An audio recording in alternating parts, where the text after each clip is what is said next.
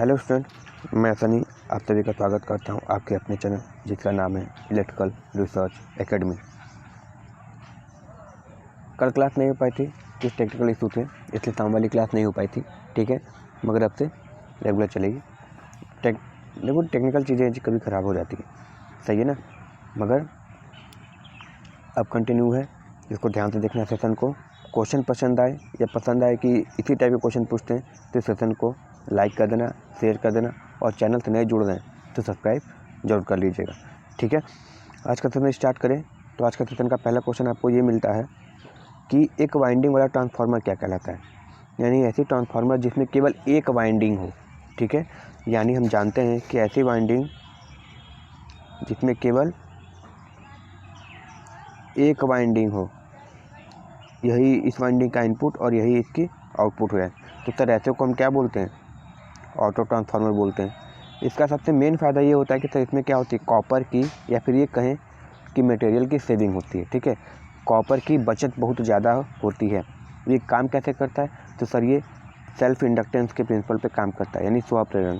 क्यों ऐसा होता है सर? क्योंकि सर इसमें म्यूचुअल होने के लिए कोई खास वजह नहीं मिलती है, क्योंकि जो इसमें क्या होता है, चुंबकीय तो कांटेक्ट होता है, साथ साथ क्या होता है, इलेक्ट्रिकली कांटेक्ट होता है, जिससे क्या होती है, इसकी एफिशिएंसी भी बढ़ जाती है और ये अधिकतम सेल्फ इंडक्टेंस के प्रिंसिपल पे काम करता है। तो ऐसे ट्रांसफार्मर को हम क्या कहते हैं सर? ऑटो ट्रांसफार्मर कहते हैं। सही है, चलो अगला क्वेश्चन देखें कि बैक ईएमएफ का मान आर्मेचर के ईएमएफ के मान से होता है। क्या होता है? देखो हम जानते हैं बैक ईएमएफ कहाँ होता है। तो सर हमारा बैक ईएमएफ, जिसको हम ईबी से दिखाते हैं, ये हमेशा हमारे मोटर में जनरेट होता है। देखो क्या होता है कि आर्मेचर घूम रहा है, घूमेगा ही, रोटर घूमता है ना, तो मोटर का शाफ्ट घूमेगा तो आर्मेचर भी घूमेगा। किसमें? चुंबकीय क्षेत्र के बीच में। और हमको पता है फैराडे के हिसाब से किसी भी कंडक्टर में कोई भी कंडक्टर अगर चुंबकीय क्षेत्र के बीच में घुमाया जाता है तो उसमें एक ईएमएफ उत्पन्न होता है। मगर हम जनरेटर में चाहते हैं कि ईएमएफ उत्पन्न हो, मोटर में नहीं चाहते। मगर अगर ये काम हो रहा है तो ईएमएफ बनेगा ही बनेगा। तो जो ईएमएफ बनता है ये क्या करता है, हमारे सप्लाई वोल्टेज का विरोध करता है। किसका? सप्लाई वोल्टेज का विरोध करता है, इसीलिए इसका नाम ईएमएफ ना होकर बैक ईएमएफ हो गया है। ठीक है, इसको याद रखना। और ये हमेशा क्या होता है, ईबी का जो मान है वोल्टेज से यानी सप्लाई वोल्टेज से कम होता है। तो ये कह सकते हैं कि सर ये हमेशा कम होता है, ज़्यादा नहीं होता। ठीक है, चलो अगला क्वेश्चन देखें। आर्मेचर प्रतिरोध का मान क्या होता है? देखो नॉर्मली डीसी मोटर में देखे होगे तुम, डीसी मोटर की बात कर रहे हैं, ऐसा खास कुछ बोला नहीं किस मोटर में, मगर इसी की बात कर रहा है। ठीक है, आर्मेचर का प्रतिरोध क्या होता है? तुम देखे होगे जब शंट वाइंडिंग करते हैं, मान लो ये आर्मेचर वाइंडिंग हो गया और ये शंट वाइंडिंग हो गया, तो तुम चाहे जहाँ पे भी न्यूमेरिकल लगाओगे तुमको ये क्या मिलेगा? 250 ओम ही मिलेगा। और ये कितना मिलता है? 0.1 ओम, 1 ओम, 2 ओम, इसी लेवल के मिलते हैं। तो तुम कह सकते हो कि सर आर्मेचर का प्रतिरोध क्या होता है? 1 ओम या उससे कम होता है। ठीक है, अच्छा प्रतिरोध कम करने के लिए हमको क्या करना पड़ेगा? सर मोटे तार का बनाना पड़ेगा और कम लपेट की बनानी पड़ती है। तो पूछता है कभी कभी कि बताओ जो आर्मेचर में वाइंडिंग लगाते हैं वो कैसे होती है? तो सर थिक वायर और लेस टर्न की होती है, यानी मोटा और कम घुमाव की होती है। ठीक है, तो इसको याद रखना। अगला क्वेश्चन देखें। एक विषटोन सेतु में गैल्वेनोमीटर द्वारा जब धारा नहीं बहती है तो सेतु परिपथ को निम्न कहते हैं। हमको पता है, देखो जब बैलेंस कंडीशन होता है, बैलेंस यानी संतुलित कंडीशन होता है, तो IG का मान 0 के बराबर होता है, यानी गैल्वेनोमीटर से बहने वाली धारा का मान 0 होता है। उस समय हमारा गैल्वेनोमीटर कोई भी डिफ्लेक्शन नहीं दिखाता है, कोई भी विक्षेपण नहीं दिखाता है। तो ये कहानी कब होती है? जब सर हमारे P/Q का मान R/S के मान के बराबर हो जाएगा, जिसको क्या बोलते हैं? Balance Wheatstone bridge. ठीक है, तो हम ये कह सकते हैं कि जब ये संतुलित होता है सर, तो गैल्वेनोमीटर में कोई करंट नहीं होता है, कोई विक्षेपण नहीं दिखाता है और IG का मान 0 होता है। उस समय जो हमारा गैल्वेनोमीटर लगा हुआ शाखा होती है वह ओपन सर्किट की तरह काम करती है। कैसा? सर ओपन सर्किट की तरह काम करती है। सही है, चलो नेक्स्ट क्वेश्चन देखें। लीकेज फ्लक्स का मान घटता है। ये जो तुम्हारा लीकेज फ्लक्स है वो कैसे घट सकता है? लीकेज फ्लक्स देखो इन इस सेंस देखो, कभी कभी क्या होता है ना, तुम ऑप्शन देख के ही तुम अनुमान लगाना पड़ता है कि किस सेंस में पूछ रहा है। देखो याद रखना कि एक स्टेटर होता है, एक रोटर होता है। तो स्टेटर पे जब हम सप्लाई देते हैं तो एक चुंबकीय क्षेत्र बन जाता है जिसको हम फील्ड वाइंडिंग बोलते हैं या मेन वाइंडिंग बोलते हैं, ठीक है। तो जो फील्ड फ्लक्स होता है वो आर्मेचर फ्लक्स पे आता है। हाँ सर आता है। तो कहाँ से होके आता है सर? आर्मेचर और रोटर के बीच में, सॉरी स्टेटर और रोटर के बीच में जो एयर गैप होता है उससे बीच कर आता है। और हमको पता है कि एयर गैप में जब भी कोई फ्लक्स होती जाती है तो क्या होता है, उसको हम लीकेज फ्लक्स बोलते हैं। क्या बोलते हैं सर? लीकेज फ्लक्स कहते हैं। तो इस लीकेज को कम करने के लिए हम क्या कर सकते हैं कि सर इसके बीच में जो एयर गैप है रोटर और स्टेटर के बीच में, जिसको हम वायु अंतराल कहते हैं, इसको कम कर दें तो हमको लीकेज फ्लक्स भी कम होगा और इसमें क्या होता है, हमको चुंबकन धारा भी कम देने की आवश्यकता पड़ेगी, ठीक है। देखो ट्रांसफार्मर में कितने मैग्नेटाइजिंग करंट होती है या नो लोड करंट? 5 से 10% होती है, मगर ये मोटर में जाते हैं तो कितना हो जाता है सर? 20 से 30% हो जाती है। क्यों? क्योंकि सर इसमें एयर गैप होता है, ठीक है, वायु अंतराल होता है और दूसरी चीज़ क्या होती है, ये घूर्णीय वस्तु होती है, इसलिए। तो हम ये कह सकते हैं कि सर वायु अंतराल को कम करके हम चाहें तो लीकेज फ्लक्स को कम कर सकते हैं। सही है ना, इसको याद रखना। अगला क्वेश्चन देखें, कौन सा तत्व डायमैग्नेटिक है? डायमैग्नेटिक, ये तो बताएं डायमैग्नेटिक क्या होता है। हाइड्रोजन, सिल्वर, कॉपर, सोना, ये सब कौन है? डायमैग्नेटिक होता है। पैरामैग्नेटिक की बात करें तो सर अल्युमिनियम, प्लेटिनम, ऑक्सीजन या वायु, ये सब कौन से होते हैं सर? हमारे पैरामैग्नेटिक होते हैं।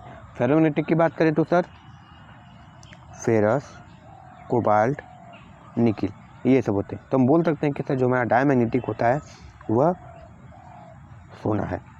सही है ना, इसको याद रखना। अल्युमिनियम हमारा किस में हो जाएगा? पैरामैग्नेटिक में। सही है। चलो अगला देखते हैं, एक शॉर्ट सर्किट संधारित्र की दिशा में ओम मीटर की रीडिंग होगी। कोई भी चीज़ देखो, संधारित्र शॉर्ट सर्किट है, अगर एक कैपेसिटर शॉर्ट सर्किट हो जा रही है तो पूरी की पूरी करंट क्या हो जाएगी? इससे पास हो जाएगी, ठीक है।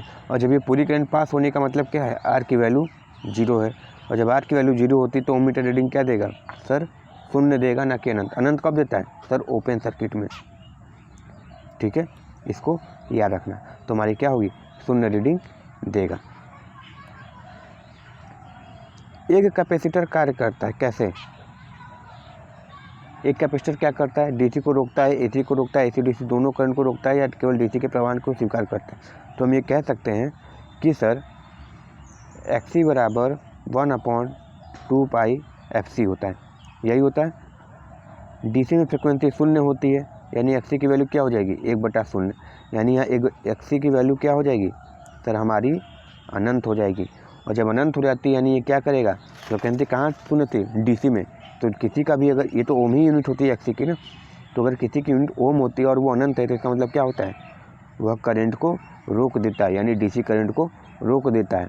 सही है ना, इसको याद रखना। क्या करता है? डीसी करंट को रोक देता है, एसी को पास होने देता है, अपने अंदर से प्रवाह होने देता है, मगर डीसी को रोक देता है। इसको याद रखना। ICDP से तात्पर्य, यानी ICDP का फुल फॉर्म पूछ रहा है, तो हमको पता है कि सर ICDP का फुल फॉर्म होता है आयरन क्लैड डबल पोल, होता ही है। तो कह देंगे sir iron clad double pole होता है। सही है। चलो अगला देखो, प्रदीप्ति के नियम के अनुसार प्रदीपन किसके व्युत्क्रम होता है? देखो लैम्बर्ट, एक लैम्बर्ट कोसाइन लॉ होता है, लैम्बर्ट कोसाइन लॉ होता है। तो क्या होता है? E बराबर I कॉस थीटा होता है। ये कोसाइन लॉ इसलिए था क्योंकि कॉस थीटा लग जाता है, तो E बराबर I कॉस थीटा होता है। और क्या होता है? एक E बराबर 1/d का स्क्वायर, यानी जैसे जैसे तुम दूरी बढ़ाते चले जाओगे प्रकाश की तीव्रता कम होती चली जाती है, ठीक है। तो हम कह सकते हैं कि सर किसके व्युत्क्रम होता है? तो सर प्रकाश स्रोत से दूरी, प्रकाश स्रोत और जो जिस चीज़ को हमको देखना है उसके बीच की दूरी का वर्ग होता है, ठीक है। तो दूरी के वर्ग के व्युत्क्रमानुपाती है। और समानुपाती किसको होता है सर? कोण का कुज्या। सही है ना, इसको याद रखना। अगला क्वेश्चन देखें, निम्न में से हैलोजन लैंप में कौन सी गैस का प्रयोग नहीं करते हैं।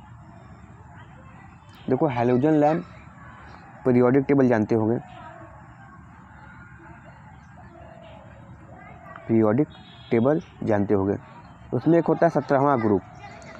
जो 17वां ग्रुप होता है वो क्या होता है सर, क्लोरीन, ब्रोमीन, आयोडीन, ये सब 17वें ग्रुप में होते हैं और इसको क्या बोलते हैं सर, हैलोजन ग्रुप बोलते हैं। इसको केमिस्ट्री में पढ़े होगे तुम, हैलोजन ग्रुप बोलते हैं। तो ये जो हैलोजन ग्रुप होता है इसीलिए बोला गया, इसमें हैलोजन लैंप इसलिए बोला गया क्योंकि इस लैंप में हम हैलोजन ग्रुप वाले गैसों का प्रयोग करते हैं। तो हम बोल सकते हैं कि सर आयोडीन है, ब्रोमीन है, आर्गन नहीं है, आर्गन हमारे नोबल गैस वाले आते हैं, ठीक है, 8वें ग्रुप में वाले आते हैं। तो हम कह सकते हैं सर हम दोनों का प्रयोग करके हैलोजन लैंप बना सकते हैं, ठीक है। और किसका प्रयोग नहीं करते हैं तो आर्गन का। तो इसका सही आंसर क्या हो जाएगा हमारा, आर्गन हो जाएगा, ठीक है, इसको याद रखना।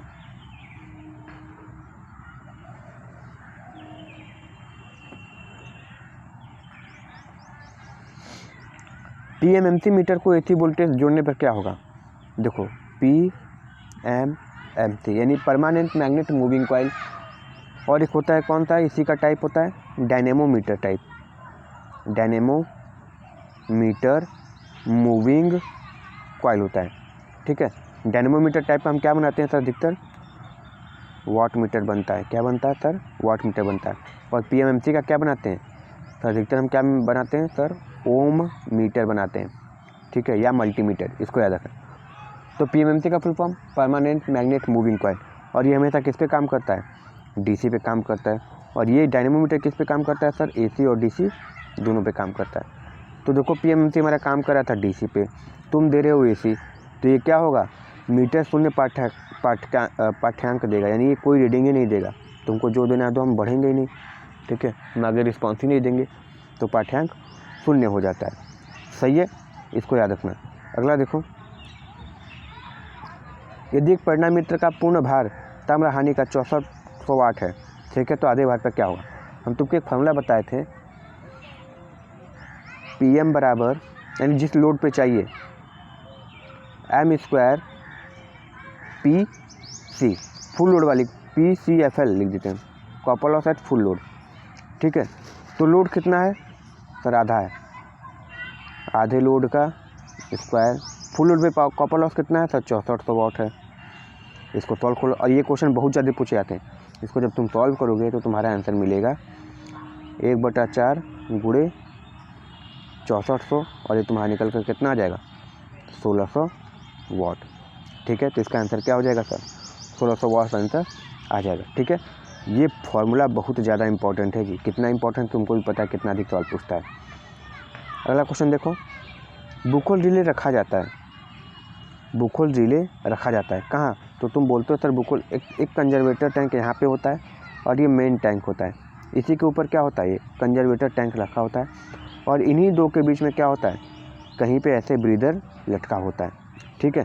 तो ये जो ब्रीजर होता है हमारा टैंक और कंजर्वेटर टैंक, टैंक यानी मेन टैंक की बात कर रहा है, मेन टैंक और कंजर्वेटर के बीच में रखी जाती है।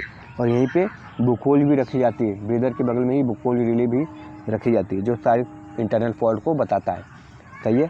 और बुकोल रिले हमारी क्या होती है, गैस एक्चुएटेड रिले होती है, यानी गैस पर चालित रिले होती है, इसको याद रखना। और बुकोल रिले वहीं पर प्रयोग करती हैं जहाँ पे ऑयल कूलिंग ट्रांसफार्मर का प्रयोग किया जाता है, इसको भी याद रखना। ऑयल कूलिंग ट्रांसफार्मर में ही बुकोल रिले का प्रयोग करते हैं, एयर वाले में नहीं। हाँ, SCR में होते हैं क्या, SCR का सिंबल पता होगा शायद, इस तरीके से होता है। हाँ सर, ये SCR का सिंबल है। होता क्या क्या है सर, होता है एनोड, कैथोड और एक गेट होता है, यही होता है ना। तो बोल सकते हैं सर क्या क्या होता है, एनोड, कैथोड और गेट, एनोड, कैथोड और गेट, ये तीन पाए जाते हैं, anode, cathode, gate. Source, gate, drain, ये तुम्हारे किस में होते हैं, FAT में पाए जाते हैं, फील्ड इफेक्ट ट्रांजिस्टर में, सही है, इसको याद रखना। एमीटर बेस कलेक्टर तुम्हारे ट्रांजिस्टर में पाए जाते हैं, सही है ना। चलो, आई होप ये सेशन पसंद आया होगा और ये तुमको क्वेश्चन समझ में आए होंगे, और सारे प्रीवियस ईयर क्वेश्चन है जी, सही है ना। तो सेशन पसंद आए तो बाबू इसको लाइक कर दो, शेयर कर दो और चैनल पर नए हो तो सब्सक्राइब जरूर कर लो। मिलते हैं नेक्स्ट वीडियो में, तब तक के लिए thank you very much and all the very best. Vande Mataram.